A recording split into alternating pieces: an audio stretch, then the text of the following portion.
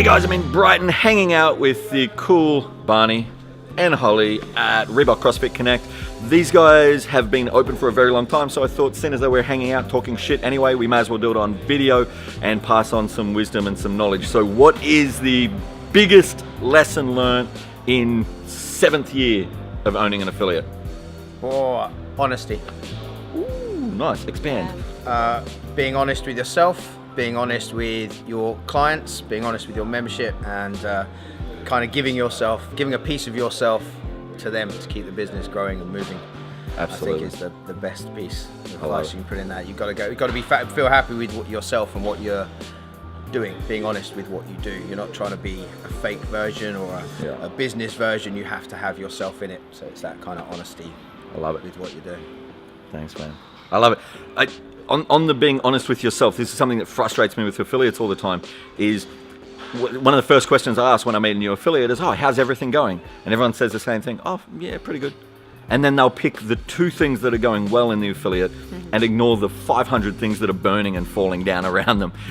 Even then, there's a difference between optimism and kidding yourself, and being honest with yourself. That's the first step. If you can't be honest with yourself about what's working and what's not, you're in for a hard time. It's getting comfortable with the uncomfortable. Yeah. You can pat yourself on the back in everything. Yeah, I did a PB, fantastic. But that's something you're good at. Be willing to go, this is crap, this needs fixing, and get into that every single day and get comfortable with the uncomfortable. And be happy with it and see the small progresses and see the small steps that you're making, because it's like ripples in a pond. They increase outwards. So it might be a little drop, but that drop can expand into a huge circle.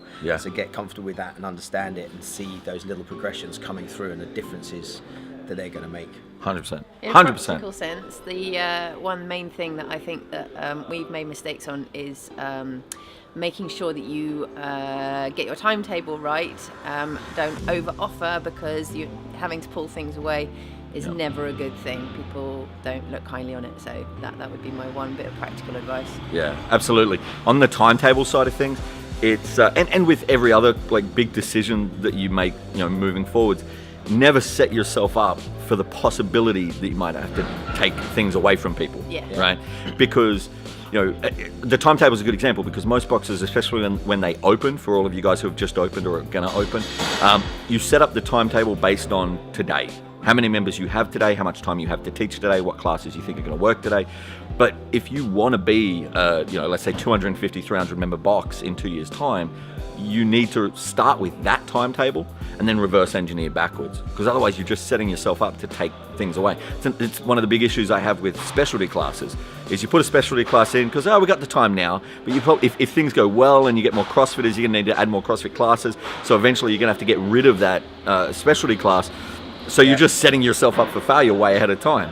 You know what I mean? It's like kids, you don't give them something knowing very well that you're going to have to get rid of it. Hey guys, here's a puppy for a week. It's not going to end well. Yeah, exactly. They're only for Christmas. Guys, if you're ever in Brighton, come down, check out Reebok CrossFit Connect. 2 very cool affiliates, and see you tomorrow.